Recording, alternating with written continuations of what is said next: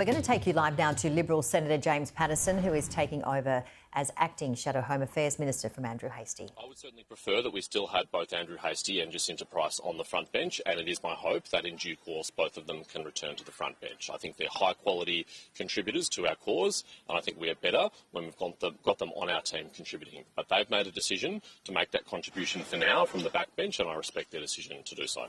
Do you have any concerns about the unity of the Liberal Party going forward? I think it is critical that we demonstrate unity to the Australian people, particularly as we get closer to the next election.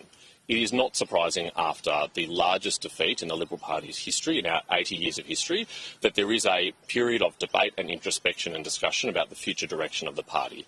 But that can't go on forever. That's something that is appropriate at the start of the term, but if we're still doing this in a year or two's time, as we get to the back end of the term, I think that will be to our political detriment. By that time, we'll have to demonstrate unity and focus and discipline and be able to articulate a positive vision for the future and a compelling Liberal agenda for Australians to vote for. How long is it going to take for the party to demonstrate that unity? They've been criticised recently for talking more about themselves than the Australian public. Has this resignation made that worse? Look, I think the sooner the better that we can come together and resolve big questions about our policy positions, the better.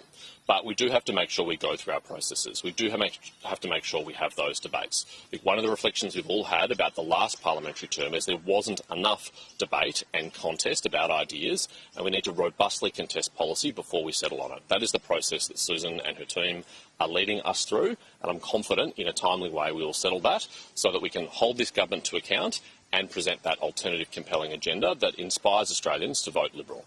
Has Hastie's decision to leave damaged Susan Lee's leadership? No, that's not my assessment. My assessment is Susan has the strong and overwhelming support of the party room. Andrew himself made clear in his statement that he supports Susan's leadership, and this is not about leadership. This is about his deeply held, sincere convictions, and he's a person of integrity. He didn't want to stay on Susan's front bench if he wasn't able to support those positions, and he's choosing the freedom of the backbench, which every Liberal is entitled to do. Andrew Hastie also made comments saying that Australians are becoming strangers in their own country due to unsustainable immigration levels. Do you agree with that? I think we need to have a debate about the pace of immigration into this country. I think under Labor's watch in their first term, it has been out of control. More than 1 million people in their first term coming to Australia is higher than any other time in our history. It's not sustainable, and it is having impact on infrastructure, housing and services, and Australians are rightly concerned about that. It's important when we talk about that, though, that we do so in a measured and respectful way, that we demonstrate our support for multicultural and migrant communities who have greatly enriched this country, and that's what I always seek to do. This morning, David Little's said the resignation took courage from Hastie and said he respected it. Do you agree with that characterisation? Was it an act of courage? I do respect Andrew's decision. I think it is the right thing to do if you are someone like me who is institutionally conservative, who respects the traditions of our party and our parliamentary democracy, which is that if you are on the front bench, you are obliged to support the leader and to demonstrate shadow cabinet collegiality and solidarity. And if you can't do that, the honourable thing to do is to step down from the front bench, and that's what Andrew has done, and I think that does show integrity. Do you think the Liberal Party is still relevant to Australians? Yes, I think we do, and I think we've demonstrated that by winning federal elections in this country as recently as 6 years ago, by winning state elections in Queensland, Tasmania and the Northern Territory in just the last year. I think the Liberal Party, when we are united, when we are focused, when we present that compelling alternative policy agenda, is capable of earning the trust and support of the Australian people, and I'm determined to do my part to make sure that we can do so again by the next election. It does seem to be struggling though across Australia. Is there something specific you think the party needs to gain more support in Australia?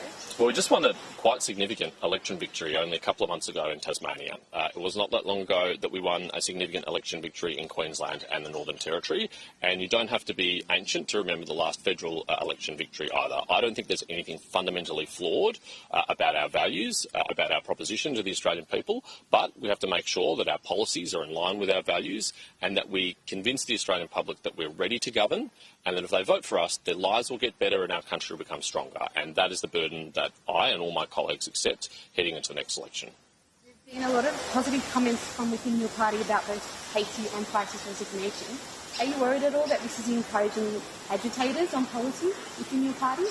No, I'm not worried about that. I think it is normal and healthy after the worst defeat in the Liberal Party's 80 years of history that we have a period of debate and introspection, and I participate in that debate, and backbenchers are particularly free to participate in that debate.